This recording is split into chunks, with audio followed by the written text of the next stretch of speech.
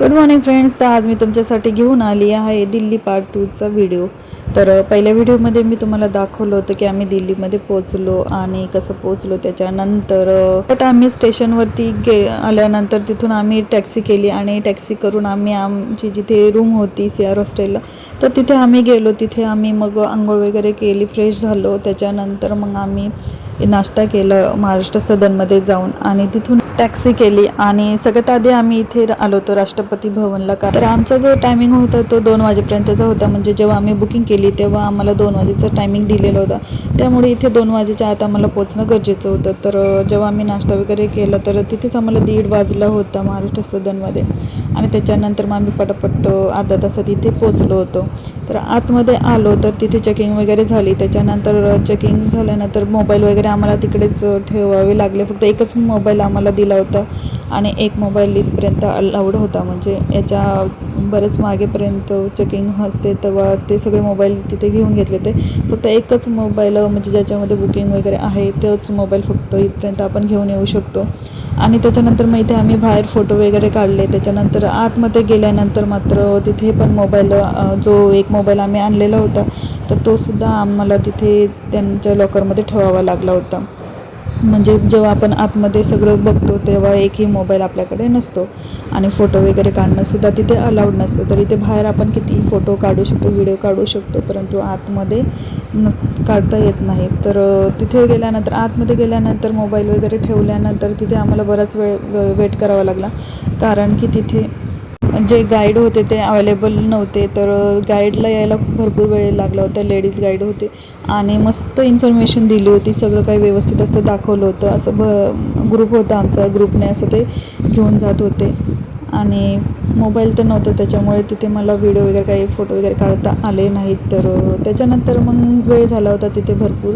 तर 4:30 वाजले होते आम्हाला पूर्ण राष्ट्रपती भवन बघून. त्याच्यानंतर इकडे आजच आम्हाला इथे लाल किल्ला पण बघायचा होता. त्याच्यानंतर चांदणी चौकचं मार्केटसुद्धा बघायचं होतं. कारण की उद्या म्हणजे सोमवार असल्यामुळे सगळे मार्केट वगैरे बंद असतात दिल्लीचे आणि लाल किल्लासुद्धा बंद असणार आहे. त्यामुळे मग आम्ही पटापट इकडे आलो.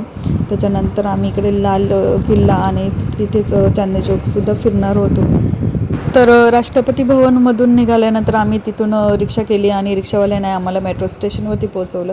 त्यानंतर मेट्रोने आम्ही चांदणी चौक स्टेशनला उतरलो. त्याच्यानंतर मग आम्ही परत तिथून रिक्षा केली आणि परत रिक्षाने आलो. तर इथली दिल्लीची जी रिक्षा होती ती वेगळीच होती आणि तिथे बसण्याची मजा पण वेगळीच होती. म्हणजे आपल्याकडे अशा रिक्षा नसतात. तर तिथे असं ओपन मस्त छान वाटत होतं त्या रिक्षा बघून आणि तिथे बसण्याची पण इच्छा झाली. तर तिथून आम्ही ती रिक्षा घेतली आणि रिक्षाची पण हौस करून घेतली. त्यानंतर मग आम्ही इकडे आलो होतो लाल किल्ल्याला. तर इथे उतरल्यानंतर इथे डोंबाऱ्याचा खेळ चालू होता आणि तोसुद्धा मी थोडासा व्हिडिओ काढून घेतला आणि थोडंसं बघून घेतलं की कसं चालू आहे. तर ते मुलगी जी होती ती एका दोरीवरती तिथे चालत होती. म्हणजे परात ठेवली होती आणि त्या परातीवरती ती चालत होती.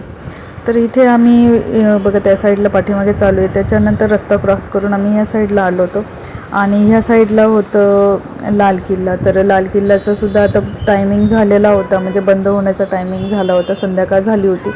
तर आम्ही आतमध्ये नाही गेलो पण आम्ही बाहेरूनच बघून घेतलं. गर्दी खूप होती इथे, एवढी गर्दी होती की भरपूर अशी गर्दी झाली होती बघा.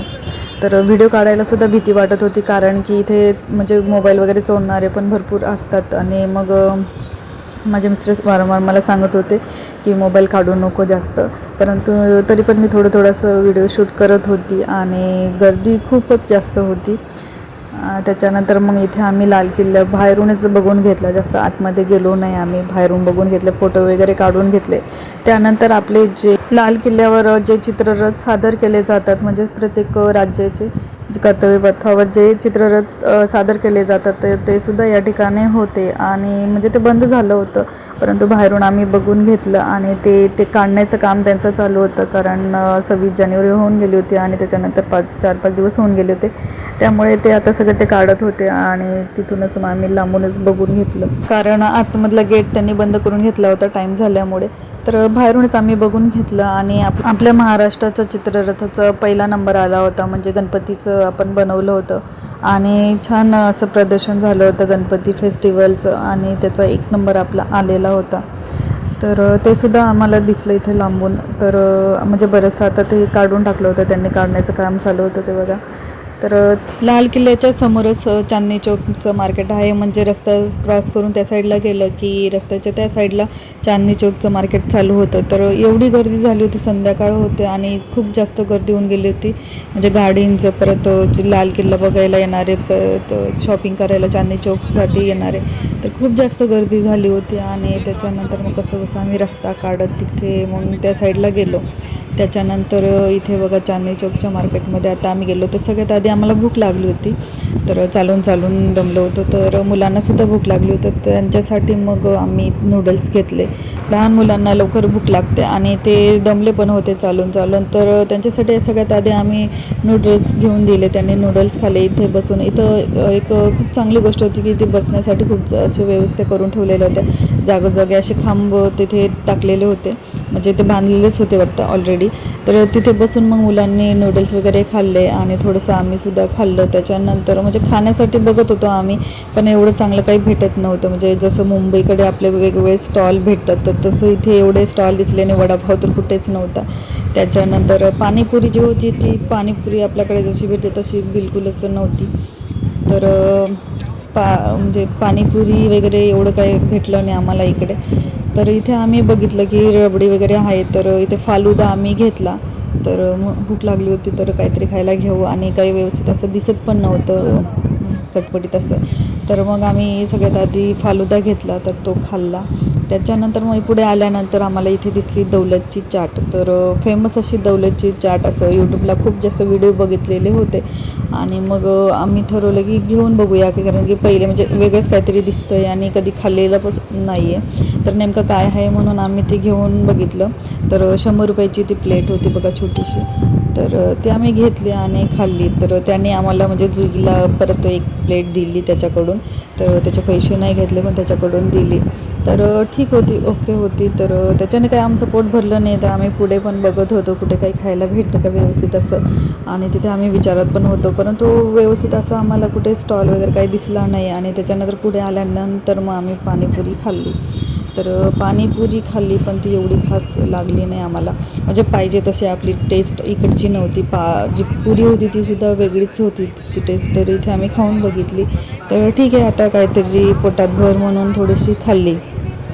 त्याच्यानंतर चाटसुद्धा आम्ही घेतलं होतं. आणि त्याच्यानंतर मग आम्ही शॉपिंगसुद्धा केली होती. स्वेटर वगैरे घेतलं होतं, कारण की थंडी खूप आहे इकडे दिल्लीची, आणि आम्ही स्वेटर आणलं नव्हतं. तर स्वेटर सगळ्यात आधी मला घ्यायचं होतं. स्वेटर घेतलं. त्याच्यानंतर मिस्टरांकडून मला गिफ्ट म्हणून, म्हणजे बड्डे गिफ्ट म्हणून त्यांनी एक कुर्तीसुद्धा मला घेऊन दिली होती.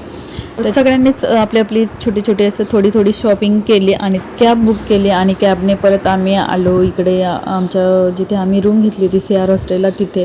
त्यानंतर त्याच्या आधी सगळ्यात आधी आम्ही तिथे जेवण वगैरे करून घेतलं महाराष्ट्र सदनमध्ये. आणि गाडीमधून उतरल्यानंतर, कॅबमधून उतरल्यानंतर एवढी थंडी वाजत होती, खूप जास्त थंडी होती. मी जे नवीन स्वेटर घेतलं होतं तर मी तिथेच घालून घेतलं. म्हणजे जेवण करायच्या आधीच खूप जास्त थंडी वाजली होती, तर तिथेच मी घालून घेतलं आणि छान वाटत होतं मस्त. स्वेटर घातल्यानंतर थंडी कमी झाली होती, म्हणजे एवढी थंडी वाजत नव्हती. इथे आम्ही रूम घेतलेली आहे. ही जी बिल्डिंग आहे, तर इथे आमची रूम आहे 2nd फ्लोअरला. तर ही बाल्कनी आहे, 2nd फ्लोअरची बाल्कनी. समोरची बिल्डिंग ही बघून, समोरची बिल्डिंग. अशा भरपूर बिल्डिंग आहेत ABCD. तर आम्हाला ही जी भेटली ही C ब्लॉक आहे ही.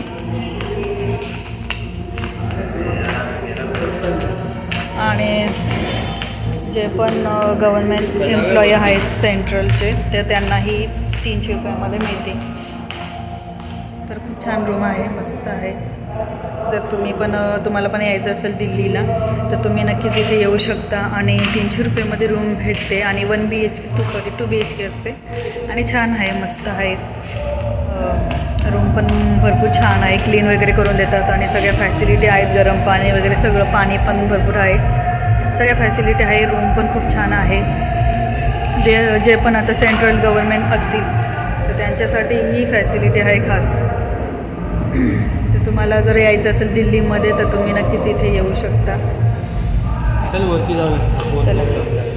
तर दिल्लीमध्ये थंडी खूप आहे, एवढी थंडी आहे की भरपूर, म्हणजे सगळ्यात जास्त थंडी मी इथेच बघितली दिल्लीमध्ये. कारण गावाकडे थंडी असते परंतु थोडीशी नॉर्मल असते, म्हणजे दिल्लीपेक्षा थोडी कमीच असते. तर आता यांनासुद्धा थंडी वाजली होती तर म्हटलं की चला रूममध्ये जाऊया आता. तर आलो होतो रूममध्ये पण थंडी वाजत होती खूप जास्त. तर महाराष्ट्र सदन आणि आमची जी रूम होती CR हॉस्टेल ती जवळच होती, म्हणजे रस्त्याच्या ह्या साईडला CR हॉस्टेल आणि त्या साईडला महाराष्ट्र सदन. तर महाराष्ट्र सदनच्या साईडलाच काहीतरी कार्यक्रम होता, तर तिथे जवळ तशी गाणी चालू होती.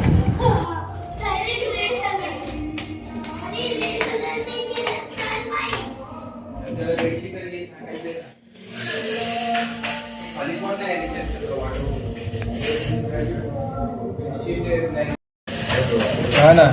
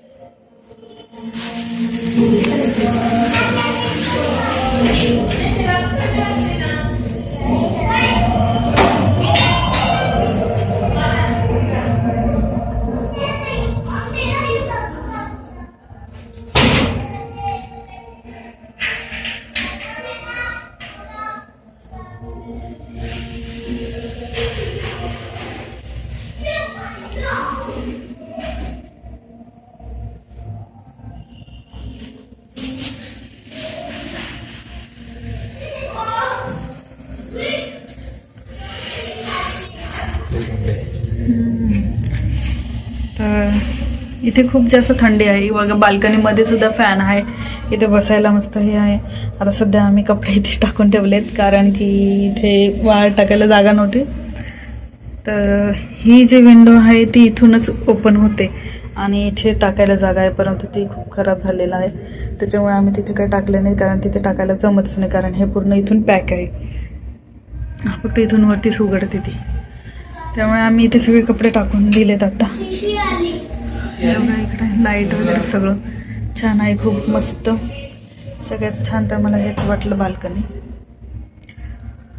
छान वाटले.